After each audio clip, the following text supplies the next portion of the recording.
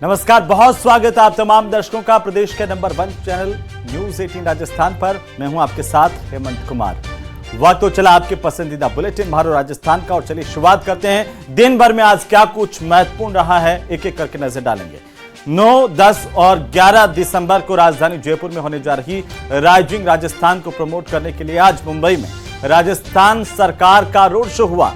माया नगरी में आयोजित इस रोड शो में मुख्यमंत्री भजनलाल शर्मा ने देश और दुनिया के उद्योगपतियों को राजस्थान में निवेश का न्योता दिया है। यह खास रिपोर्ट देखिए।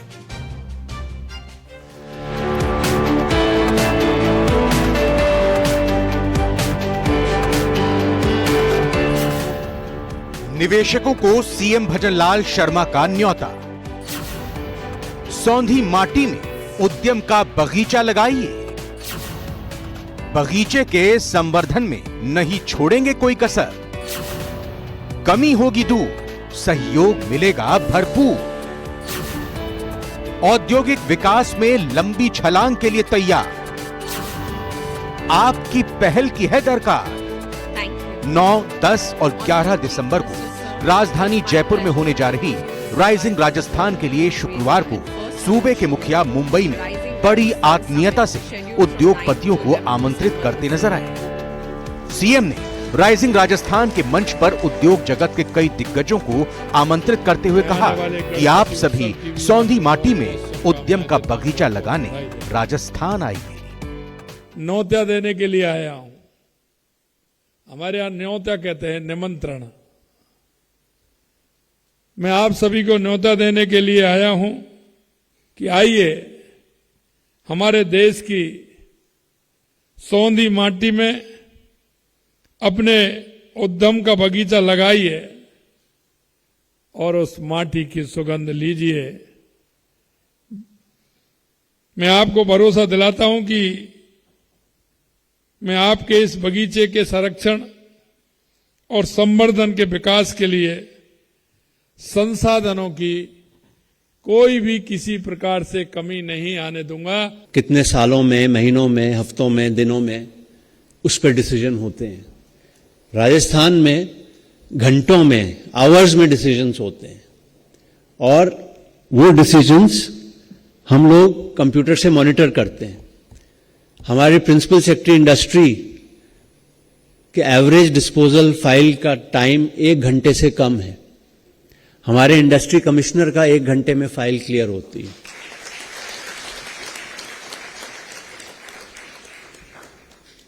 सीएमओ में हमारी घंटों में फाइलें क्लियर होती हैं। सीएम ने निवेशकों को विश्वास दिलाया कि संसाधनों की कोई कमी नहीं आने दी जाएगी। सीएम ने कहा कि राजस्थान में उद्योगपतियों के उद्योग कभी वापस नहीं हुए हैं, बल्कि एक नहीं कई उद्योग तैयार हुए हैं।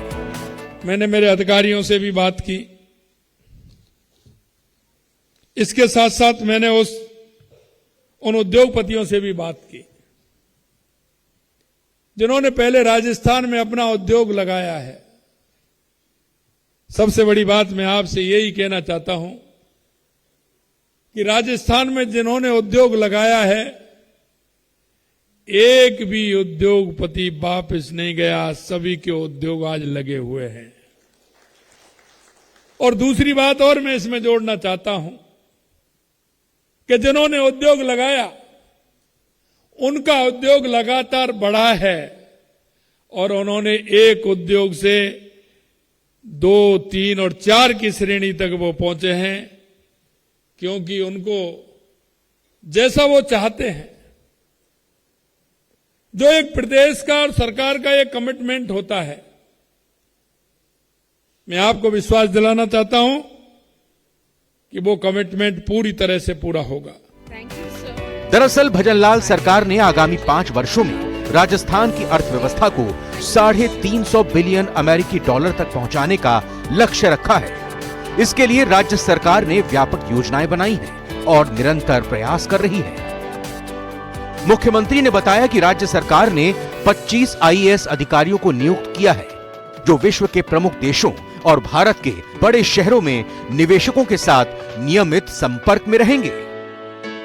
हम हर राजधानी में प्रदेश का एक राजस्थान हाउस बनाने का काम करेंगे, जिससे उनका जुड़ाव भी रहेगा और उस जुड़ाव के माध्यम से अगर वहां कोई प्रदेश का हमारा उद्योगपति है और राजस्थान के अंदर उद्योग लगाना चाहता है तो अपनी कोई भी बात होगी, क्योंकि हम इससे पहले हमने हमारे कई कंट्रियों में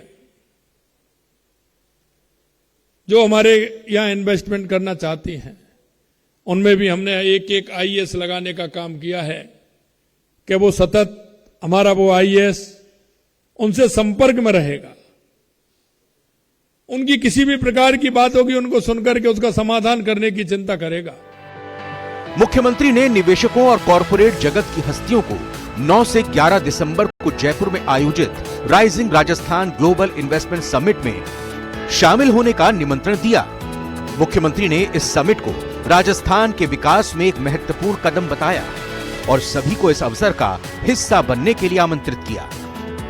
ब्यूरो रिपोर्ट, न्यूज़ 18 राजस्थान। तो वहीं पूर्व सीएम अशोक गहलोत ने सोशल मीडिया प्लेटफॉर्म एक्स पर प्रदेश की कानून व्यवस्था को लेकर निशाना साधा। गहलोत ने एक्स पर पोस्ट किया कि भाजपा राज में 6 महीने में कानून व्यवस्था बेपटरी हो गई है। राजस्थान में महिलाओं के विरुद्ध अपराध लगातार बढ़े हैं। महिला अपराध पर 2023 के तुलनात्मक आंकड़े जारी किए। महिला अपहरण के मामलों में 10.28% की बढ़ोतरी दर्ज की गई है। बलात्कार के मामलों में 8.03% की बढ़ोतरी हुई, तो गैंगरेप के मामलों में 7.19% की बढ़ोतरी दर्ज की गई।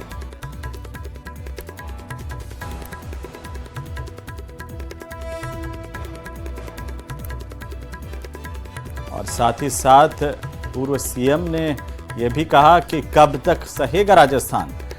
राजस्थान में महिला सुरक्षा को लेकर के अशोक गहलोत ने लिखा कि भाजपा ने नहीं सहेगा राजस्थान कैंपेन चलाया था। प्रधानमंत्री जी ने तो राजस्थान की तुलना मणिपुर से कर दी थी और अब अशोक गहलोत के इस एक्स पर लिखे गए पोस्ट के बाद में प्रदेश की सियासत एक बार फिर से गर्म हो गई है कानून व्यवस्था के मसले पर। तो वहीं गृह राज्य मंत्री जवाहर सिंह बेडम ने अशोक गहलोत पर पलटवार किया और कहा कि अशोक गहलोत अपने समय को भूल गए। आपके वक्त में महिलाओं पर अत्याचार हुए, राजस्थान खून के आंसू रोता था। हमारे मुख्यमंत्री ने पदभार ग्रहण करने के बाद अपराध पर राजस्थान पुलिस लगातार कार्रवाई कर रही है। कांग्रेस के वरिष्ठ नेता और राजस्थान के पूर्व मुख्यमंत्री अशोक गहलोत जी ने आज अपने एक्स पर एक पोस्ट की है। उन्होंने कहा है कि राजस्थान में अपराध बढ़े हैं। अशोक गहलोत जी, आप भूल गए अपने दिनों को। आपके समय पर महिलाओं पर जितने अत्याचार हुए, राजस्थान खून के आंसू रोता था, अपराधग्रस्त राजस्थान हो गया था। मैं तो आभार व्यक्त करूंगा प्रदेश के मुख्यमंत्री आदरणीय भजनलाल शर्मा जी का। उन्होंने जिस दिन से पदभार ग्रहण किया है, अपराध के खिलाफ राजस्थान की पुलिस कठोर कार्रवाई कर रही है। पेपर लीक करने वाले लोग सलाखों के पीछे पहुंचे हैं, संगठित अपराध करने वाले लोग सलाखों के पीछे पहुंचे हैं और अपराधियों के खिलाफ कठोरता से, दृढ़ता से कार्रवाई की जा रही है।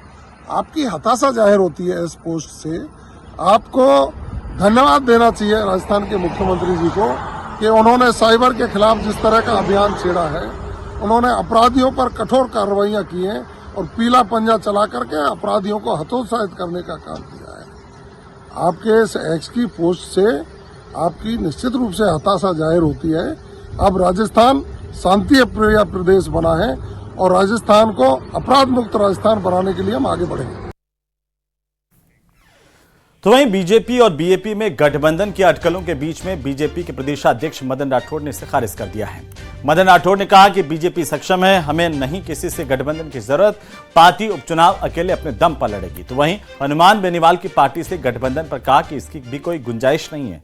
राजेंद्र राठौड़ मेरे भाई हैं, उनका अपमान नहीं हुआ है।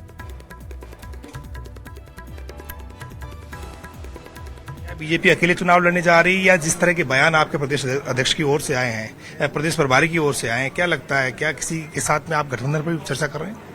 हमारे प्रदेश प्रभारी ने कभी नहीं कहा कि हम गठबंधन करेंगे। हम सक्षम हैं, हमारी पार्टी मजबूत है हमारी पार्टी एकजुट है और सभी वर्गों को साथ में लेकर के हम चुनाव मैदान में उतरेंगे, हम चुनाव लड़ेंगे और जीतेंगे। चर्चा ये है कि राजकुमार रोत को एनडीए में शामिल करने के प्रयास चल रहे हैं। आप ये चाहते हैं कि 84 की सीट आप उनके लिए खाली छोड़ रहे हैं और सलूम्बर की सीट पर आप उनसे सहयोग चाह रहे हैं। इन बातों में कितनी सच्चाई है? ये एक पूर्णतया काल्पनिक सवाल है, ऐसा कतई संभव नहीं है। फिर बीजेपी के प्रदेश प्रभारी को एक तरह से ऑफर के लहजे में इस तरह का बयान क्यों देना पड़ा? ये ऑफर नहीं था, उन्होंने किसी प्रकार का ऑफर नहीं दिया। केवल विकास के लिए उन्होंने इतना कहा कि कोई भी जनप्रतिनिधि यदि जन सेवक है और विकास करना चाहता है तो जो विकास में उसकी मदद कर सकता है उसके सामने उसको हाथ फैलाना चाहिए, उसके साथ जुड़ना चाहिए, उससे सहयोग लेना चाहिए। ये उन्होंने कहा। उन्होंने ये कतई नहीं कहा कि हम गठजोड़ करना चाहते हैं या हमारे साथ आ जाओ, कोई आमंत्रित नहीं किया। कुछ लोग ये भी कह रहे हैं कि हनुमान बेनीवाल को भी करीब लाने की कोशिश हो रही है और उनसे भी कहीं न कहीं कोई बात चल रही है। बीजेपी अपने आप को बहुत मजबूत दिखाना चाहती है। 6 जो विधानसभा की सीटें उपचुनाव में अगर बीजेपी अच्छा प्रदर्शन करती है तो यहाँ पर जो है उसकी छवि और ज्यादा बेहतर होगी, सरकार के खिलाफ एंटी इनकम्बेंसी रुक जाएगी। तो किस तरह की कोशिश चल रही है अभी? देखिए, हनुमान बेनीवाल जी और मैं एक ही दीवार में 5 साल तक रहे, बीच में एक ही दीवार थी। हम आपस में तो देखो, हम दुश्मन नहीं है, पड़ोसी रहे ना, 5 साल तक साथ साथ रहे। मैं बता रहा हूँ ना, B5 में सचिन पायलट जी रहते थे जालूपुरा में, B6 में मैं रहता था और B7 में हनुमान बेनीवाल जी रहते थे। तो हम तो साथ साथ रहे हैं, साथ में चाय पिए, कोई दुश्मन थोड़ी है, प्रेम है, दोस्ती है हमारी। तो क्या जो सीटें हैं ये जिन पर अटकलें हैं, क्या इन पर बीजेपी अपने दम पर चुनाव लड़ेगी? गठबंधन की कोई संभावना फिलहाल? अपने दम पर लड़ेंगे। राजेंद्र राठौड़ के लिए प्रदेश के प्रभारी ने जिस तरह का बयान दिया उससे आप कितना इत्तेफाक रखते हैं? राजेंद्र जी हमारे वरिष्ठ नेता हैं और हमारे अभिन्न मित्र हैं, मेरे भाई जैसे हैं, मेरे बड़े भाई, मैं उनको मानता हूँ। कभी हम उनका अपमान करने की सपने में भी नहीं सोच सकते और वो भी कभी नहीं सोच सकते। हम दोनों राजेंद्र जी राठौड़ हमारे वरिष्ठ नेता हैं, वो हमारे। राजपूत समाज के कार्यक्रम में एक नेता ने कहा कि एरे गिरे नत्थु खेरों को राज्यसभा भिजवा दिया गया, लेकिन राजेंद्र राठौड़ जैसे कद्दावर नेता को पार्टी ने भुला दिया। आप क्या कहेंगे? तो उनके छोटे भाई को भेज दिया ना, मदन राठौड़ को, राज्यसभा में। तो ये थे बीजेपी के प्रदेश अध्यक्ष मदन राठौड़। कैमरा पर्सन अविनाश के साथ बाबूलाल भाई, न्यूज 18 जयपुर। तो चलिए अब बात करेंगे, सरकार लाएगी नई ट्रांसफर पॉलिसी और नई तबादला नीति की तैयारी की जा रही है। स्वास्थ्य विभाग के तबादलों में अब सिफारिश नहीं चलेगी। चिकित्सा मंत्री के निर्देशन में विभाग ने एक ट्रांसफर पॉलिसी तैयार कर ली है। इस पॉलिसी के लागू होने के बाद ना तो कोई डेपुटेशन होगा और ना ही एक पद पर 2-2 कर्मचारियों को लगाने की व्यवस्था रहेगी। पॉलिसी की खास बात तो यह है कि पिछड़े जिलों में काम करने वाले कर्मचारियों के लिए एक्स्ट्रा अलाउंस का भी प्रावधान किया गया है। ये खास रिपोर्ट देखिए।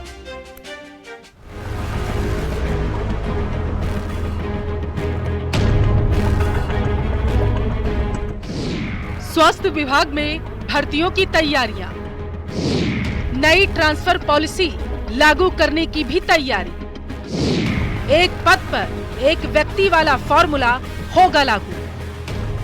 प्रदेश में मरीजों को बेहतर स्वास्थ्य सुविधाएं मिल पाए, इसके लिए राज्य सरकार बड़ा कदम उठाने जा रही है। प्रदेश के चिकित्सा संस्थानों में रिक्त पदों की समस्या सुलझाने के लिए भर्तियों के साथ ही एक ट्रांसफर पॉलिसी लाई जा रही है। इस ट्रांसफर पॉलिसी के मुताबिक अब विभाग में जो भी भर्तियां होगी, उन कर्मियों की पोस्टिंग सबसे पहले रिक्त पदों पर की जाएगी। इसके अलावा विभाग ने डेपुटेशन की व्यवस्था को भी खत्म करने का मन बना लिया है। एक पद में 2 लोग बैठे हुए, वो सब जाएंगे, ठीक है, वर्किंग अरेंजमेंट सब जाएंगे। मैंने मेरे 8 महीने के कार्यकाल में मैंने एक भी डेपुटेशन नहीं किया। डेपुटेशन इजीएस्ट वे होता है सिस्टम को पंचर करने का, इसलिए कि अब हमारे जब एक्सेस लोग जब निकल जाएंगी और ये ज़्यादा भर्ती आ जाएगी, तो मेरा सबसे भारी उद्देश्य है कि मेरे जितने भी हॉस्पिटल्स हैं सब जगह मुझे ये भर्ती है और एक्सेस जो लोड है जो शहरों के अंदर है, इसको मुझे करके इसको दुरुस्त करना है। अब एक ही पद पर 2-2 कर्मियों को लगाए जाने की व्यवस्था भी नहीं होगी। इसके अलावा कर्मचारियों को आकर्षित करने के लिए अभावग्रस्त जिलों में काम करने पर एक्स्ट्रा अलाउंस यानी कि अतिरिक्त भत्ता भी दिया जाएगा। ट्रांसफर पॉलिसी के अनुसार एक जगह पर 2 साल पूरे करने पर कार्मिक तबादले के लिए पात्र होंगे। हालांकि कर्मचारियों के इंटरचेंज करने पर भी विचार चल रहा है। पॉलिसी के अनुसार तबादलों की पूरी प्रक्रिया राज्य हेल्थ पोर्टल के जरिए ही की जाएगी। पॉलिसी के अनुसार कर्मचारियों को सीनियरिटी के आधार पर अलग अलग कैटेगरी में वर्गीकृत किया जाएगा। पॉलिसी में इस बात का ख्याल रखा गया कि पति पत्नी को एक ही जगह पर पोस्टिंग मिल सके। ऐसा न होने पर आसपास के जिलों में भी पोस्टिंग उन्हें दी जा सकती है। और जो लोग हमारा प्रपोजल है, अभी इसको क्लियरेंस नहीं मिली है। हमने कुछ स्टेट के मॉडल्स हमने चूज किए हैं, अच्छे मॉडल चूज किए हैं, और मुख्यमंत्री जी ने कहा कि 2-3 स्टेट्स के और देख लो। हमने ये भी प्रस्ताव रखा कि जब बैकवर्ड एरिया में जाएंगे तो उनको कुछ स्टाइपेंड, कुछ उनको एक्स्ट्रा अलाउंस मिलना चाहिए, जिससे उनके लिए वर्थवाइल हो। प्रदेश के पिछड़े जिलों में रिक्त पदों को भरने सबसे बड़ी समस्या है। नई पॉलिसी का प्रेजेंटेशन मुख्यमंत्री को दिया जा चुका है और अब सीएम की हरी झंडी मिलते ही प्रदेश में पॉलिसी को लागू किया जाएगा। न्यूज़ 18 राजस्थान के लिए सौरभ गृहस्थी की रिपोर्ट। और इसी बीच राजधानी जयपुर से सबसे बड़ी खबर, जहां तेज रफ्तार ट्रेलर नेशनल हाईवे के नीचे गिरने की जानकारी सामने आ रही है। हाईवे की रेलिंग तोड़ते हुए गुजर रहे ट्रैक्टर पर यह ट्रेलर जाकर के गिरा है। इस हादसे में ट्रैक्टर चालक गंभीर रूप से घायल हुआ है। ट्रेलर के चालक ने चलते ट्रोले से कूद करके अपनी जान बचाई। एक्सक्लूसिव तस्वीरें इस वक्त आपकी टीवी स्क्रीन पर है। इस हादसे के बाद की सबसे पहली तस्वीरें न्यूज़ 18 राजस्थान पर सबसे पहले सबसे तेज। और आपको बता दें कि इस घटना का सीसीटीवी फुटेज सामने आया है। निवारू रोड पुलिया के पास ये बड़ा हादसा हुआ है। इस वक्त की सबसे बड़ी खबर, एक्सक्लूसिव तस्वीरें देखिए किस तरीके से पूरा हादसा हुआ है और एक ट्रेलर जो है वो ट्रैक्टर पर जा गिरा है। ये ट्रैक्टर जा रहा था और ये देखिए सफेद घेरे में ये हादसा पूरा आप देख सकते हैं कि किस तरीके से हादसा हुआ। पुलिया के ऊपर से ट्रेलर गिरा है ट्रैक्टर पर, जिससे ट्रैक्टर चालक को भारी चोटें आई हैं। ज्यादा जानकारी के साथ हमारे सहयोगी विष्णु शर्मा फोन लाइन पर है। विष्णु, कैसे यह हादसा हुआ है? तस्वीरें हम देख पा रहे हैं और अभी क्या अपडेट है? देखिए, बिल्कुल दिल दहलाने वाली तस्वीरें ये हैं जो सीसीटीवी फुटेज की नजर आ रही है। पूरा जो घटनाक्रम है ये जयपुर दिल्ली एक्सप्रेस हाईवे है, नेशनल हाईवे है, वहीं से तेज रफ्तार ट्रेलर दिल्ली की तरफ से जयपुर की तरफ आ रहा था और निवारू रोड पुलिया के पास में तेज रफ्तार ट्रेलर अनियंत्रित हुआ। उसके बाद उसने हाईवे पर सामने से आ रही गाड़ी को टक्कर मारी, रेलिंग को तोड़ते हुए उसके बाद सर्विस रोड से गुजर रहे एक ट्रैक्टर पे आके गिरा। पूरा हादसा निवारू रोड पुलिया के पास में हुआ। उसकी घटना के बाद दहशत में वहां फैल गई, अफरा तफरी का माहौल हो गया, लोग वहां से भागने निकले। लेकिन सबसे खास बात यह है कि जो ट्रैक्टर चालक है उसको वो गंभीर घायल हुआ है, उसे हॉस्पिटल यहाँ पहुंचाया गया है। पूरी जो घटना है वो सीसीटीवी फुटेज में कैद हुई है। लेकिन तेज रफ्तार ट्रैक्टर ने सबसे पहले हाईवे के ऊपर ही डिवाइडर को तोड़ते हुए सामने से आ रही गाड़ी को टक्कर मारी, इनोवा गाड़ी को टक्कर मारी और इनोवा गाड़ी को टक्कर मारने के बाद में ये ट्रेलर पुलिया से करीब 50 फीट नीचे सर्विस रोड पर गुजर रहे ट्रैक्टर पे आकर के गिरा है।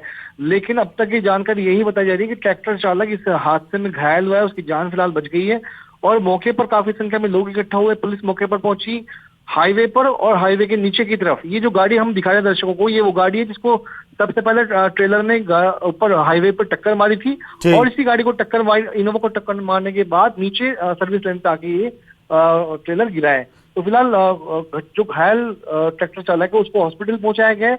मौके पर ट्रेन की मदद से गाड़ी को हटवाया गया है, वहां पे वापस से रास्ता खुलवाया गया है। भीड़ काफी वहां पर इकट्ठा है। जी, क्या यातायात अब वहां पर सुचारू हो गया है विष्णु? क्योंकि ये बड़ी गंभीर तस्वीरें, बड़ी दिल दहला देने वाली तस्वीरें आ रही हैं। कुछ देर पहले की घटना है, तो ऐसे में हाथों हाथ पुलिस मौके पर पहुंची। करीब आधे पौन 1 घंटे के लिए जरूर यहाँ पर रास्ता ब्रेक हुआ था, लेकिन अब वहां पर रास्ते को वापस से सुचारू किया है। लेकिन काफी डीजल टैंक फटने की वजह से वहां पर काफी डीजल का रिसाव भी सड़क पर हुआ है। काफी जो रेलिंग जो दिखी लोहे की जिसको हाईवे बिल्कुल विष्णु नजर बनाए रखिए, अपडेट हम आपसे लेते रहेंगे। बहरहाल बहुत शुक्रिया तमाम जानकारी के लिए।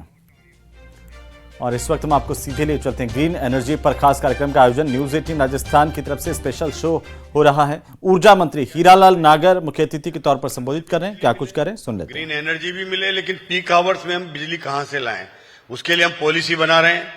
कि हम बैटरी स्टोरेज करने जा रहे हैं, हम पंप स्टोरेज करने जा रहे हैं, उसकी भी हम योजना बना रहे हैं। पंप स्टोरेज एक ऐसी एनर्जी है, वो भी ग्रीन एनर्जी है, जिससे हमें जब हमें जरूरत है तभी वो बिजली मिल सकती है।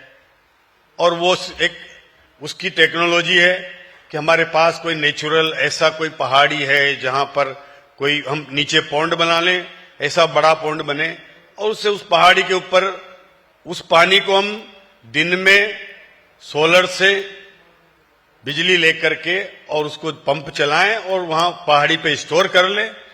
जब हमें जरूरत है कि सुबह 6 से 10 बजे बिजली चाहिए, हम उसी पानी को वापस छोड़ेंगे तो वो बिजली हमें दे देगा। शाम के समय भी जब 6 से 10 या 12-1 बजे तक जब चाहिए तब दे देगा। ये पंप स्टोरेज ऐसी योजना है जो हमें जब आवश्यकता है तभी वो बिजली दे सकता है। राजस्थान में हमने इसका सर्वे भी करवाया है, कई इन्वेस्टर भी इसमें आ रहे हैं और लगभग 17,000 मेगावाट की राजस्थान में ऐसी नेचुरल पहाड़ियां, नेचुरल जगह है जहां पंप स्टोरेज करके हम बिजली। आगे बढ़ेंगे। नेशनल फूड सिक्योरिटी एक्ट से जुड़े परिवारों को भजनलाल सरकार अगले महीने से सस्ते रसोई गैस सिलेंडर उपलब्ध करवाएगी। सरकार ने बजट में बीपीएल और उज्ज्वला कनेक्शन धारियों के साथ एनएफएसए परिवारों को भी 450 रुपए में रसोई गैस सिलेंडर देने की घोषणा की थी। सरकार के इस फैसले से अब करीब 68 लाख परिवारों को और फायदा होगा। ये रिपोर्ट देखिए।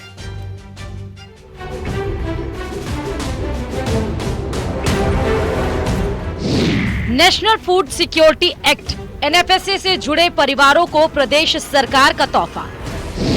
1 सितंबर से मिलेगा 450 रुपए में गैस सिलेंडर। सरकार के फैसले से करीब 68 लाख परिवारों को फायदा।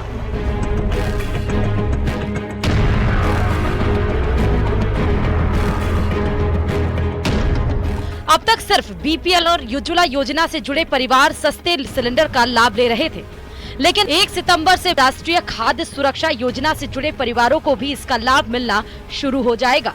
पात्र परिवारों को एलपीजी सिलेंडर 450 रुपए में मिलेगा। सरकार के इस निर्णय से अब करीब 68 लाख परिवारों को और फायदा होगा। राजस्थान में बजट घोषणा के मुताबिक अब बीपीएल और उज्ज्वला योजना के साथ साथ नेशनल फूड सिक्योरिटी एक्ट से जुड़े लोगों को भी 450 रुपए में सिलेंडर का लाभ मिल सकेगा। खाद्य एवं नागरिक आपूर्ति विभाग की गाइडलाइन के मुताबिक हर परिवार को हर महीने एक सिलेंडर 450 रुपए में दिया जाएगा। हालांकि इन परिवारों को सिलेंडर डिलीवरी करने वालों को तो उतने ही पैसे देने पड़ेंगे जितना सामान्य परिवार देते हैं, लेकिन डिफरेंस राशि यानी सब्सिडी का पैसा सरकार लाभार्थी के सीधे खाते में ट्रांसफर करेगी। अभी सामान्य परिवारों को 806 रुपए 50 पैसे में सिलेंडर मिल रहा है। 68 लाख परिवारों को 450 में सिलेंडर मिलेगा और एक महीने में एक ही सिलेंडर मिलेगा।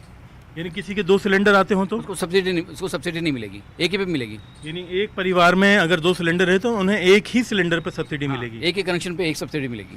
तो ये मतलब अभी तक इससे पहले उज्ज्वला और बीपीएल में मिलती थी। हाँ, उज्ज्वला और बीपीएल में मिलती थी। उसमें क्या आधार होता था, मतलब उनको बाकायदा अपडेट कराना पड़ता था सारा रिकॉर्ड? अपडेट करवाना पड़ता था, केवाईसी करवानी पड़ती थी, उसके बाद उनके अकाउंट में सब्सिडी आ रही थी।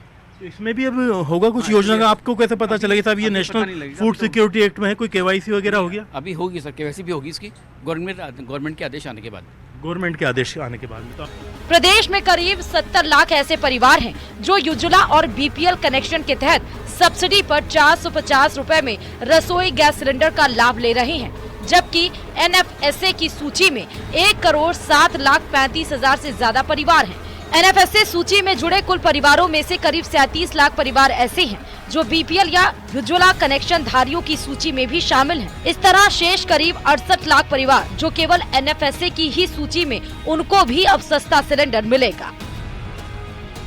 जो लोग उज्ज्वला योजना से जुड़े हुए हैं, बीपीएल के दायरे में आते हैं या फिर अब नेशनल फूड सिक्योरिटी एक्ट के दायरे में जिन्हें रखा गया है, उन्हें यही सिलेंडर अब 450 रुपए में राजस्थान में भी मिलेगा, क्योंकि ये घोषणा राजस्थान के बजट में मुख्यमंत्री भजनलाल शर्मा ने की थी और उस घोषणा के बाद में अब इस पर अमल शुरू हो गया है, ताकि प्रदेश के उन तमाम परिवारों को जो कि राशन कार्ड के जरिए नेशनल फूड सिक्योरिटी एक्ट से जुड़े हुए हैं, उनकी केवाईसी होगी और उन्हें इसका लाभ मिलना शुरू हो जाएगा। कैमरा पर्सन दिलीप चेची के साथ में अरबाज अहमद, न्यूज़ 18 के लिए जयपुर से। तुम्हारे राजस्थान में खबरें अभी और भी हैं, लेकिन फिलहाल वक्त हो चला एक छोटे से ब्रेक का। जल्द लौटते हैं।